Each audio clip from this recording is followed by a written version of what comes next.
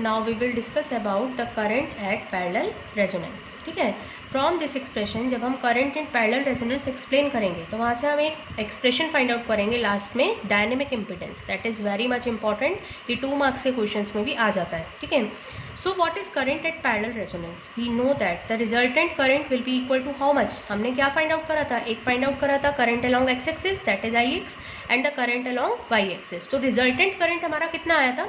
√IX² + IY². But for parallel resonance, we have the condition that the reactive component of the supply current is equal to 0. तो अगर हम यहाँ पे IY को 0 put करते हैं, then our expression can be I equal to IX. तो IX आ जाएगा। हमने IX की वैल्यू भी पहले ही फाइंड आउट कर ली थी। करंट अलॉन्ग एक्स एक्सिस हमारे पास आया था I1 cos phi. Okay, I1 हमारा किसके बराबर होता है? ये भी हम पहले डिस्कस कर चुके हैं कि कैसे आया है, V/ZRL। और cos phi हम कहाँ से फाइंड आउट करेंगे? इम्पिडेंस ट्रायंगल, जो हमने अभी अपने प्रीवियस वीडियो में डिस्कस किया था। So it will B R/ZRL, क्योंकि cos phi किसके बराबर होता है? Base upon hypotenuse. तो अगर हम इम्पिडेंस ट्रायंगल में देखेंगे तो वहाँ पे हमारा जो बेस है दैट इज R, और जो हमारा हाइपोटेन्यूज है वो कितना है? Z। So it will be R/ZRL. So in the denominator we are having what? ZRL whole square, and in the numerator we are having V into R. तो हमें पता है कि हमने ZRL की वैल्यू भी पहले अभी प्रीवियस वीडियो में डिस्कस किया था। तो कितना आया था वहाँ से? L/C आया था। वहाँ पे आया था ना ZRL किसके बराबर आया था? √L/C। तो अगर स्क्वायर है तो अंडर हमारा कैंसिल हो जाएगा, तो कितना आ जाएगा यहाँ पे? L/C आ जाएगा। ठीक है, तो अगर ये जो एक्सप्रेशन आया है हमारे पास, अगर इस एक्सप्रेशन में हम क्या करें, इस R को भी डिनोमिनेटर में ले जाएं तो कितना आ जाएगा? ये V अपॉन में कितना आ जाएगा? L/RC। ठीक है ना, this numerator R will be taken in the denominator. Okay, so what is this L/RC? This is called dynamic impedance. This is called ZD। ये हमारा क्या होता है? डायनेमिक इम्पिडेंस होता है। सो दिस करंट, तो फाइनल करंट एक्सप्रेशन हमारा क्या आ गया? V/ZD। ठीक है, so we will discuss about the dynamic impedance now. That what is dynamic impedance? क्या होता है dynamic impedance? It is the effective impedance of parallel circuit at resonance. ठीक है, this is called what? Dynamic impedance, and it is given by what? L/RC।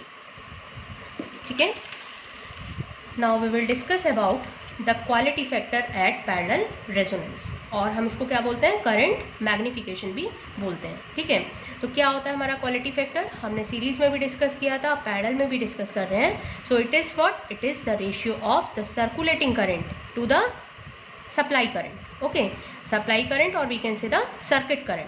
Okay, so what is circulating current? That is what? V/XC। ठीक है, XC is what? The capacitive reactance. So it can be rewrite as 1/ωc, लिख सकते हैं हम इसको। So finally this expression will be ωc × V।